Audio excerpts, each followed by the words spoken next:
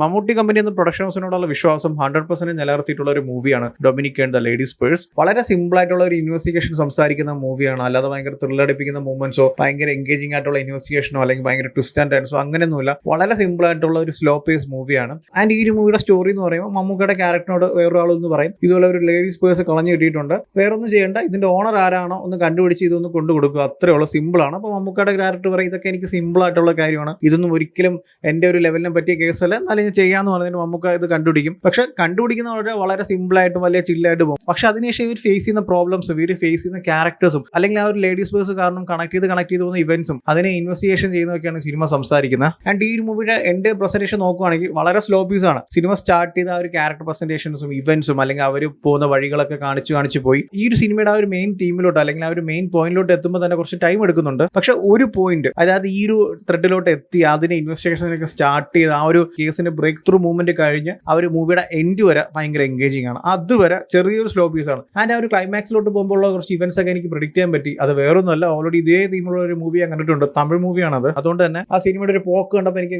ഏകദേശം കാര്യങ്ങളൊക്കെ മനസ്സിലായി, അതുപോലെ തന്നെ എൻഡ് ചെയ്തിട്ടുണ്ട്. പക്ഷെ അപ്പാർട്ട് ഫ്രം ദാറ്റ് നല്ല അടിപൊളിയായിട്ടാണ് അത് പ്രസന്റ് ചെയ്തിരിക്കുന്നത്. ആ ഒരു സീക്വൻസ് ഒക്കെ നല്ല രീതിക്ക് തന്നെ എക്സിക്യൂട്ട് ചെയ്ത് വെച്ചിട്ടുണ്ട്. ആൻഡ് ഈ ഒരു മൂവിയിൽ ഏറ്റവും വലിയ ഹൈലൈറ്റ് എന്ന് പറയുന്ന കാര്യം മമ്മൂക്കയാണ്. കാരണം മമ്മൂക്കയുടെ ഒരു ക്യാരക്ടർ പ്രസന്റേഷൻ ഉണ്ടല്ലോ, അടിപൊളിയായിരുന്നു. റീസെന്റ് ഒരുപാട് കാലമായി മമ്മൂക്ക ഇങ്ങനെ ഒരു ക്യാരക്ടർ ചെയ്തിട്ട്, കാരണം മമ്മൂക്ക ഓൾറെഡി കോമഡി കാര്യങ്ങളൊക്കെ ചെയ്യുമെങ്കിലും എൻ്റെ ഒരു മൂവിയിൽ എവിടെയെങ്കിലും 2-3 സീനേ കാണുള്ളൂ. പക്ഷേ ഈ ഒരു മൂവിയിൽ സ്റ്റാർട്ടിംഗ് ടു ദ എൻഡ് മമ്മൂക്കയുടെ ഒരു ഫുൾ ആൻഡ് ഫുൾ കോമഡി നമുക്ക് കാണാൻ പറ്റുന്നുണ്ട്. ചില സീരിയസ് സിറ്റുവേഷൻസിൽ പോലും കോമഡി അടിക്കുന്നുണ്ട്, അത് വർക്ക് ആവുന്നുണ്ട്. ആ ഒരു സീനുമായിട്ട് നല്ല രീതിയിൽ കണക്ട് ചെയ്ത് പോകുന്നുണ്ട്. ഈ കോമഡി എന്ന് പറയുമ്പോൾ മറ്റേ പൊട്ടി ചിരിച്ച് മറ്റേ ഓർത്തോടച്ചിരിക്കുന്ന അങ്ങനെയല്ല. നമ്മൾ ആ സിനിമ കാണുമ്പോൾ ഒരു ഫ്ലോയിൽ നല്ല രീതിക്ക് ചിരിച്ചു പോകാൻ പറ്റിയ ഒരുപാട് സീക്വൻസ് ഈ ഒരു മൂവിയിലുണ്ട്.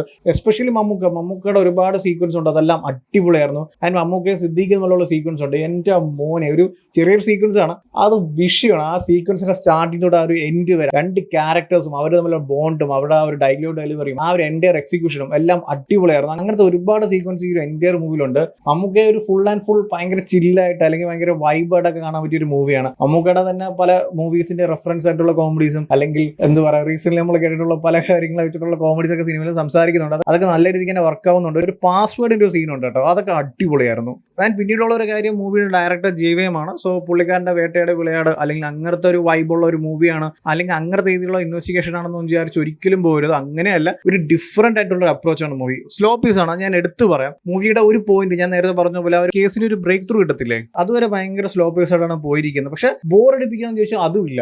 ആ സ്ലോ പീസ് ആണെങ്കിൽ നമുക്ക് എൻജോയ് ചെയ്യാനുള്ള ഒരുപാട് സീക്വൻസ് ഉണ്ട്. മമ്മൂക്ക, ഗോകുൽ സുരേഷ് അവരുടെ കോമ്പിനേഷൻ ആയാലും മമ്മൂക്കയുടെ സോളോ പെർഫോമൻസ് ആയാലും ശരി, അല്ലെങ്കിൽ മമ്മൂക്ക ഇൻവെസ്റ്റിഗേഷൻ ചെയ്യുമ്പോൾ ഉള്ള ഒരുപാട് കാര്യങ്ങളും ഡയലോഗ്സും അതൊക്കെ നല്ല രീതിക്ക് തന്നെ പോകുന്നുണ്ട്. അതുകൊണ്ട് നമുക്ക് ബോറൊന്നും അടിക്കത്തില്ല. പക്ഷെ സ്ലോ പീസ് ആണെന്നുള്ള കാര്യം നമുക്ക് മനസ്സിലാകും. കാരണം അങ്ങനെ രീതിയിലാണ് അതിന്റെ സ്റ്റോറി ടെല്ലിംഗ് പോകുന്നത്. ടൈം എടുക്കുന്നുണ്ട് ഓരോ കാര്യങ്ങൾക്കും എക്സ്പ്ലെയിൻ ചെയ്ത് അതിന്റെ ക്യാരക്ടേഴ്സിനെയും സിറ്റുവേഷൻസിനെയും ഇവന്റ്സ് ഒക്കെ പറയാൻ കുറച്ച് ടൈം എടുക്കുന്നുണ്ട്. അല്ലാതെ വേറെ കുഴപ്പമില്ല. പക്ഷെ ഒരു പോയിന്റ് കഴിഞ്ഞാൽ പിന്നീട് ആ ഒരു മൂവിയുടെ എൻഡ് വരെ അടിപൊളിയാണ്. ആൻഡ് വേറൊരു കാര്യം എന്ന് വെച്ചാൽ മമ്മൂക്കയുടെ ഒരു ക്യാരക്ടർ ഉണ്ട് ഡൊമിനിക്. ആ ഒരു ക്യാരക്ടറിനെ വെച്ച് ഇനി ഒരുപാട് മൂവീസും അല്ലെങ്കിൽ ഒരുപാട് സീരീസ് ഒക്കെ വേണമെങ്കിൽ ചെയ്യാം. കാരണം അങ്ങനത്തെ ഒരു ക്യാരക്ടർ പ്രസന്റേഷൻ ആണ്, ഒരു ഡിറ്റക്റ്റീവ് ആണ്. സോ ആ ഒരു ക്യാരക്ടറിനെ വെച്ചിട്ട് ഇതേ മോഡിൽ തന്നെ കൊണ്ടുപോകും. ഫുൾ ചില്ല് ആൻഡ് വൈബായിട്ടുള്ള, അല്ലാതെ ഭയങ്കര എൻഗേജിംഗ് ആയിട്ടുള്ള തലപ്പൊക്കെ ചാലോചിച്ച് അങ്ങനത്തെ രീതിയിലല്ലാതെ ഈ വൈബായിട്ടും ചില്ലായിട്ടൊക്കെ പോകുന്ന ഒരു പ്രസന്റേഷൻ ഉണ്ടല്ലോ, അങ്ങനത്തെ രീതിയിലുള്ള സീരീസും മൂവീസ് ഒക്കെ ഈ ഒരു ക്യാരക്ടറിനെ വെച്ച് ചെയ്താൽ പൊളിക്കും. പിന്നീട് മൂവിയുടെ ബാക്കിയുള്ള ടെക്നിക്കൽ സൈഡും കാര്യങ്ങളൊക്കെ അടിപൊളിയായിരുന്നു. മ്യൂസിക് ആയാലും ശരി, സിനിമാറ്റോഗ്രാഫി ആയാലും എഡിറ്റിംഗ് ആയാലും കളറിംഗ് ആയാലും അതൊക്കെ അടിപൊളിയായിട്ട് തന്നെ സിനിമയിൽ വർക്ക് ആവുന്നുണ്ട്.